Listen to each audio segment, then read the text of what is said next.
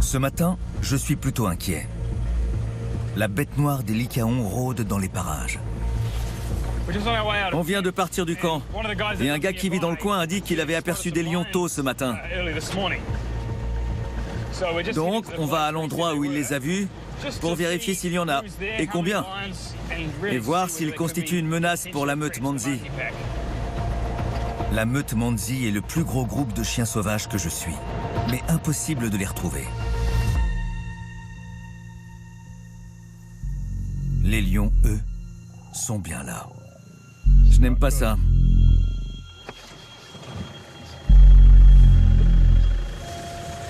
Et ils ont visiblement tué une proie.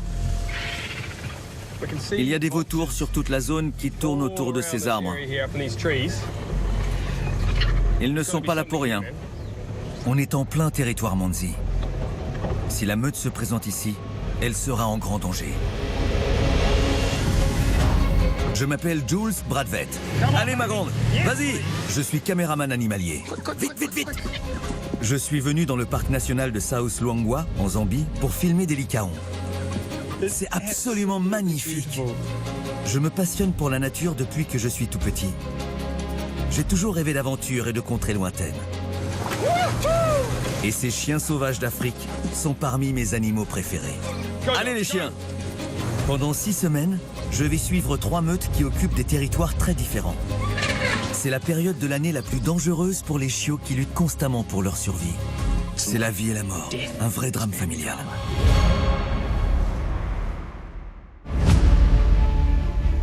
Nous sommes en territoire Manzi. Là-bas, sur le sol. Des lions ont tué une grosse proie. C'est une girafe. Ça alors? Eh ben, Il s'agit d'une grande girafe. Elle est assez jeune et a dû être tuée par les lions. avec une carcasse de cette taille, les lions vont rester dans les parages pendant plusieurs jours. S'ils croisent la route des Lycaons, on peut craindre le pire. Les lions retourneront vers cette charogne. Ils viendront manger plusieurs fois. C'est pas une bonne nouvelle pour les chiens. Le lion est le plus grand prédateur des chiens sauvages. Il tue indifféremment chiots et adultes dès qu'il en a l'occasion. Un groupe de lions comme celui-ci peut décimer une meute entière. En un clin d'œil. Mettez-vous dans la peau d'un chien de 20 ou 30 kilos. En un coup de patte, vous vous faites défoncer le crâne. Aïe. Catastrophe. En temps normal, je serais content de les voir. Mais pas aujourd'hui.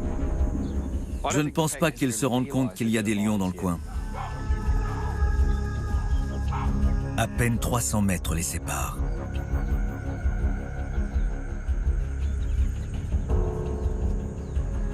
Par chance, les chiens dévient de leur trajectoire.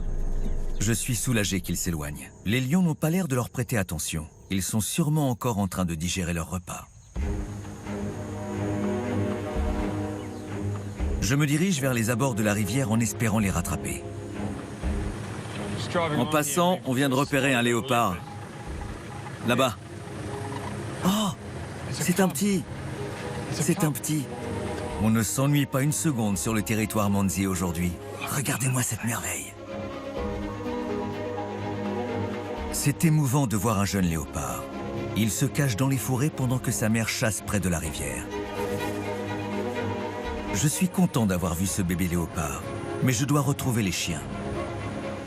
Il est encore tôt, et la zone bordant la rivière regorge de proies. J'espère que la meute va venir y chasser. Une des choses les plus dures quand on filme la faune sauvage, c'est la patience que ça demande. On passe son temps à attendre que les animaux se décident. J'ai dû apprendre à être patient, ce qui n'est pas dans ma nature. Ça y est, j'entends les chiens.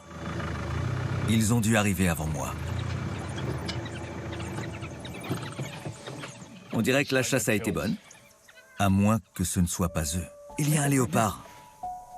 Incroyable. Je me demande si c'est pas lui qui a tué la proie et s'il n'a pas été chassé par les chiens. Ils ont dû trouver une proie récente, encore chaude et intacte, et ils en ont bien sûr profité. Pourquoi se priver?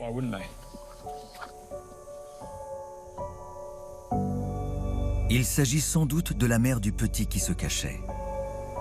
Un léopard ne constitue généralement pas une menace pour les lycaons, tant qu'il reste en meute. Si jamais un ou deux chiens se retrouvent isolés, elle pourrait s'approcher pour essayer de récupérer la carcasse. J'ai déjà vu des léopards reprendre une proie à des hyènes, mais jamais à des chiens sauvages. Ce serait une grande première.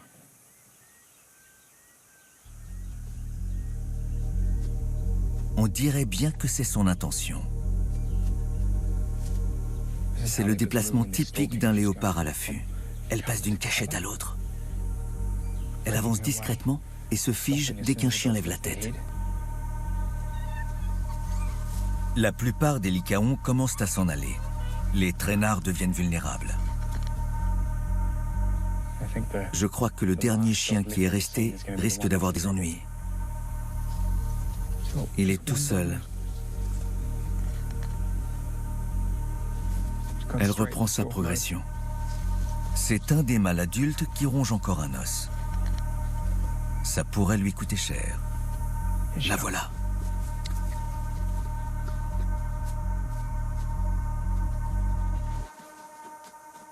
Si ce chien savait à quel point il a bien fait de partir maintenant.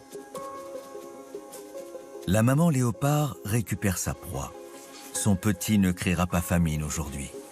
Elle va essayer de la monter dans cet arbre pour la mettre à l'abri des chiens. Quelle prouesse physique de réussir à hisser cette carcasse dans un arbre. Elle est en sécurité maintenant. Elle peut se nourrir tranquillement. C'est vraiment magique. Ce qui est chouette en pleine brousse, c'est qu'on ne sait jamais sur quoi on peut tomber.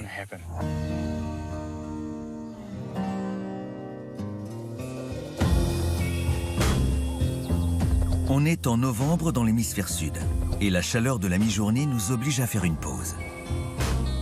En pleine zone aride, nous sommes à la recherche de la meute Kakuli depuis l'aube. Leur territoire est très différent de celui de la meute Manzi. Moins riche en végétation comme en proie. Je veux vérifier si la meute Kakuli parvient à nourrir ses petits. Simon Tchoulou, un des gardes du parc, a repéré quelque chose. Des hyènes. Si elles ne sont pas aussi dangereuses que les lions, elles représentent néanmoins une menace. Si elles ont l'occasion de s'attaquer à un des chiots, elles le feront. Il y a une concurrence sans pitié entre carnivores. C'est naturel et c'est leur instinct, comme il est naturel pour des charognards de suivre les chiens. En théorie, les hyènes sont plus douées que nous pour pister les lycaons. Mais pas aujourd'hui.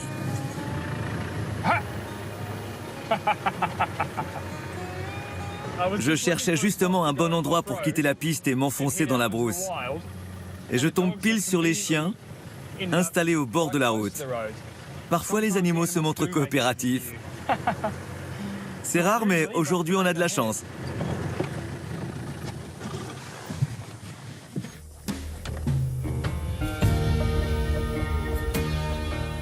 C'est génial. On dirait que les chiens ont envie de rester en ma compagnie, même si c'est une illusion. Je suis soulagé de les voir tous ensemble, et sans aucune hyène à l'horizon. Je suis presque entièrement cerné par les chiens sauvages. C'est magique, j'ai l'impression de faire partie de la meute.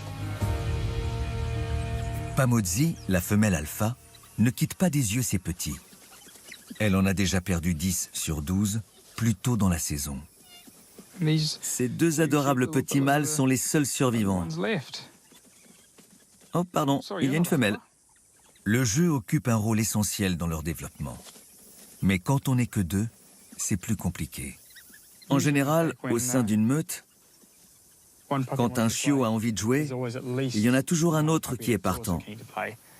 Mais s'ils sont deux et que l'un est d'humeur et pas l'autre, ça peut être frustrant pour tout le monde. Ces chiots ont quelques semaines de moins que la portée Manzi et paraissent clairement plus chétifs. Ah, quelqu'un vient de se faire gronder. Je crois qu'un des chiots est venu mendier et qu'un des adultes n'a pas très envie de laisser sa part en régurgitant son repas. Il insiste. Un adulte va finir par craquer. Les adultes partagent toujours leur nourriture, quitte à se priver eux-mêmes. Ils n'hésitent pas à rendre ce qu'ils ont avalé. On déshabille Pierre pour habiller Paul. Il est crucial que les chiots se développent rapidement, de façon à pouvoir suivre la meute et limiter le risque de succomber aux prédateurs. Ils viennent dire bonjour. Salut les amis. Ils passent juste à côté de nous. Ils se dirigent vers la rivière. Leur humeur est en train de changer. Quand ils ont les oreilles en arrière et qu'ils commencent à trotter de cette façon, c'est qu'ils basculent en mode chasse. Ok, c'est parti. À nous de jouer. Ils vont bientôt passer à l'action. Il faut que je démarre immédiatement. C'est toujours payant de les précéder. Si tu restes derrière, c'est déjà trop tard. Quand ils sont lancés, ils vont très vite, à plus de 60 km/h. Et ils sont très endurants, donc presque impossible à suivre. C'est pour ça qu'il est très difficile de les filmer en train de chasser. C'est le terrain de chasse idéal pour eux. Ils surgissent des fourrés pour s'élancer à découvert et ils attrapent leur proie dans la plaine. Oui, là-bas, sur la droite, dans les herbes. C'est parti. Ça y est, ils vont l'attraper, ils vont le prendre. Ils vont traverser la route, juste devant nous. Ils sont lancés à travers les herbes. Impressionnant. Tous à ces trousses autour de nous. Ils filent en direction de la rivière. C'est impossible à filmer. Mais qu'est-ce que c'est beau de les voir courir comme ça. C'est de la folie. Ils filent comme des balles. Regardez, ils sont là-bas, à des kilomètres. Il est dessus, il va l'avoir. Il y a un poucou. Il y a un poucou là-bas. La meute s'est dispersée. 3 chiens ont coincé une proie tout près de nous. C'est pas vrai, mais... Désolé pour les gros mots. Mais... C'est pas vrai. C'était l'occasion rêvée. Ils essaient de faire sortir un poucou des forêts. Mais...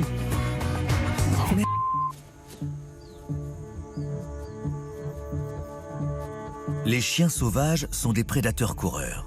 Ils poussent constamment leur proie à fuir et la poursuivent jusqu'à sa mise à mort. Je crois que ce poucou a décidé de leur tenir tête et qu'il est trop gros pour eux. C'est une bête imposante. Des lycaons adultes peuvent tout à fait venir à bout de ce genre de grand mâle. Mais nos 3 compères sont trop jeunes et ce poucou les impressionne. Je crois qu'ils n'étaient pas assez sûrs d'eux pour pousser leur proie dans ces derniers retranchements. Je sens l'adrénaline se répandre dans mon corps. J'ai carrément les jambes qui tremblent.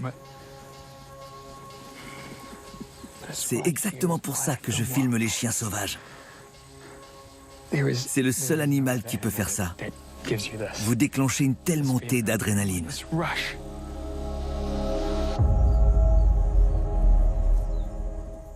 Mais mon excitation se mêle aussi à l'inquiétude. Ce genre de situation est très dangereuse pour les chiots, parce qu'en chassant, les adultes s'éparpillent dans différentes directions. Les lions, les hyènes, tout le monde sent qu'il y a une chasse en cours. Surtout les hyènes, qui s'efforcent toujours de localiser les chiens et de les suivre. Si elles croisent la route des chiots à ce moment-là, ça peut très mal finir. L'attente est insoutenable, surtout après avoir vu ces hyènes un peu plus tôt. Ok. Voilà un chiot. Il a retrouvé les adultes, regardez. Tant mieux, c'est super. C'est génial. Ils ont au moins récupéré un des chiots. C'est fantastique. J'espère vraiment qu'on va bientôt voir arriver l'autre.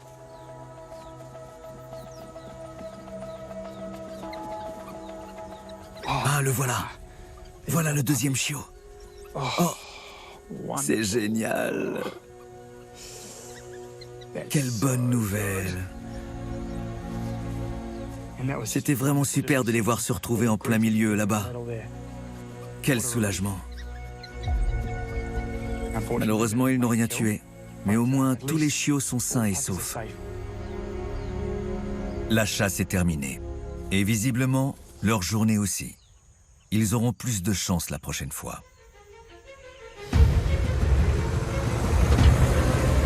En rentrant au camp, je décide de faire un crochet par la rivière Luangwa. Ses abords sont toujours très fréquentés, car c'est actuellement la principale source d'eau du parc. C'est aussi le camp de base de la meute Manzi. Je n'ai pas revu ses membres depuis qu'ils ont volé la proie du léopard. Les voilà justement. Ça tombe bien. Voici Weka, la femelle alpha. Et lui, c'est Notch, le mâle alpha. Visiblement, les 6 chiots sont en train de s'exercer à la chasse. Ils prennent la température, les chiens font souvent ça. Leur jeu est plus ambitieux que celui des chiots Kakuli. Ce sont plutôt les zèbres qui chassent les chiens. Les talons leur montrent qui est le patron. Dans tes rêves. Ces zèbres sont trop gros pour les chiots. Mais ils ne le savent pas encore. Les zèbres sont des animaux puissants. Les chiens ont plutôt intérêt à se méfier. Un coup de sabot pourrait les assommer. Les adultes préfèrent mettre un terme à ce petit jeu avant qu'un petit ne soit blessé. Les chiots Manzi s'entendent très bien. Mais des tensions commencent à apparaître entre leurs aînés. Bwana, un des mâles, a un comportement provocateur. Bwana est venu uriner exprès à l'endroit même où cette femelle vient de faire pipi. Cela peut signifier qu'il cherche à copuler avec Weka, la femelle alpha. Dès qu'un autre chien s'approche d'elle, Bwana vient s'en mêler. Elle l'intéresse beaucoup. Le problème, c'est que Bwana n'est pas le mâle alpha, contrairement à son frère Notch. Quand ils étaient jeunes, c'est Bwana qui était le mâle alpha. On dirait que Bwana veut récupérer son statut. Voici venir Bwana. Il renifle, et voilà, il urine encore une fois. La structure hiérarchique de la meute aide ses membres à survivre. Mais il n'y a de place à son sommet que pour un des 2 frères. C'est complètement shakespearien. C'est une véritable tragédie sociale. C'est ça qui est fascinant avec les chiens. Ils ont leur personnalité, leur lutte de pouvoir. Il y a sans arrêt des changements de chef et les meutes se recomposent. C'est la vie et la mort. Un vrai drame familial. Notch, le mâle alpha en place, est constamment sous pression. Même si Bwana finissait par se calmer, un autre jeune mâle, issu ou non de la meute, pourrait le détrôner d'un jour à l'autre. Si aujourd'hui cette meute de 21 chiens a l'air forte et solide et règne sur son territoire, ça ne peut pas durer éternellement.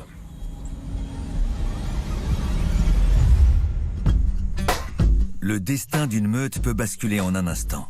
C'est ce qui guette en particulier la colonie Stork, la meute la plus petite et la plus vulnérable parmi celles que je suis. La semaine dernière, Kubiala, son mâle alpha, a été blessé. Je veux voir s'il est totalement rétabli. La meute Stork vit en dehors du parc principal. Je me dirige vers un de ses lieux de rassemblement favoris. Mais il y a un embouteillage. Plusieurs éléphants bloquent la route. Ici, dans l'est de la Zambie, aucune barrière n'empêche les animaux de circuler. Il y en a un en particulier qui n'arrête pas de tourner en rond et qui fait semblant de nous charger. Cette politique est bonne pour la diversité génétique et la santé des animaux sauvages. Mais elle provoque aussi ce genre de situation. Les éléphants sont capables de faire tomber des arbres. Ils peuvent aussi écrabouiller notre voiture comme une boîte de conserve. J'ai pas spécialement envie que ça arrive. Nous avons reculé de 200 mètres. Mais cette femelle se montre particulièrement agressive. Il faut reculer. Il faut reculer. Elle vient encore sur nous.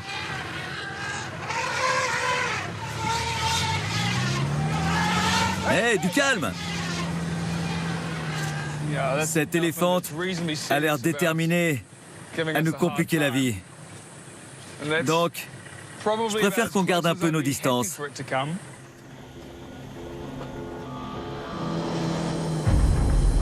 Pas moyen de passer à cause des éléphants. Si les lycaons se trouvent bien où je pense, impossible de les voir aujourd'hui. Mais Simon a l'intuition qu'ils sont ailleurs. Et j'ai plutôt confiance en son instinct.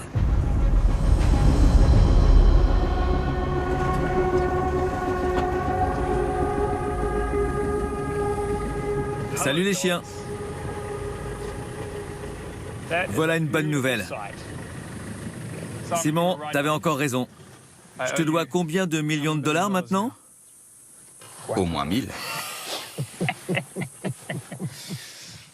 Mon premier réflexe est de compter les chiots.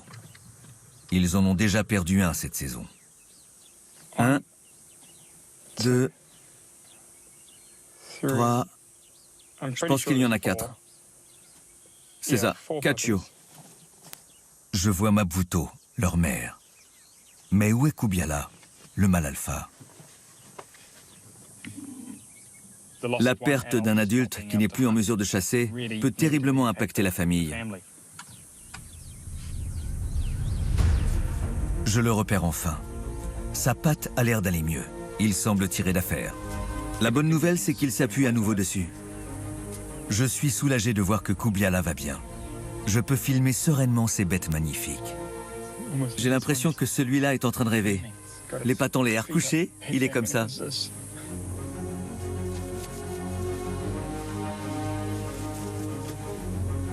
Mais il vaudrait mieux se réveiller. Il doit y avoir un rassemblement d'éléphants aujourd'hui. Une mère avec son petit. Elle risque d'être agressive.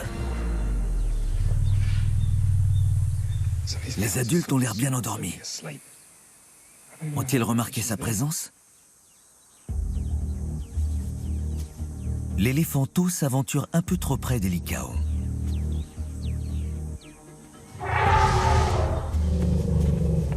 Sa maman intervient. En voilà d'autres, en voilà d'autres. Habituellement, tout le monde fait place aux éléphants. Mais aujourd'hui, les chiens n'ont pas l'air de vouloir abandonner leur petit coin d'ombre. Ils commencent à s'en aller. Un mâle, un mâle. Ça va barder. Un gros éléphant mâle ne passe jamais inaperçu.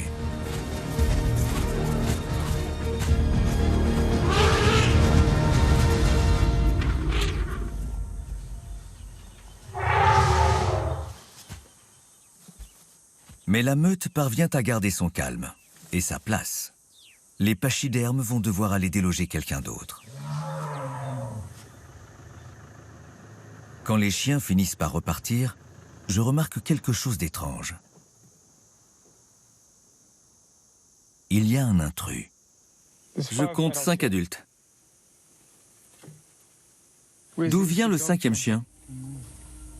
C'est quoi ce délire? C'est extrêmement surprenant. Un nouveau lycaon semble avoir intégré la meute stork. Il y a un chien de plus. C'est une super nouvelle pour Maputo et pour la meute. Ça fait un chien de plus pour chasser, trouver de la nourriture et protéger les 4 derniers chiots du groupe. Il est même en train de régurgiter de la nourriture pour les petits. Preuve qu'il s'investit dans leur développement. Mais d'où sort ce chien? C'est génial. Il donne à manger aux chiots. J'adore entendre ces qu'ils font. C'est super. Je m'inquiétais beaucoup pour cette meute, mais là, ça me rend plutôt optimiste.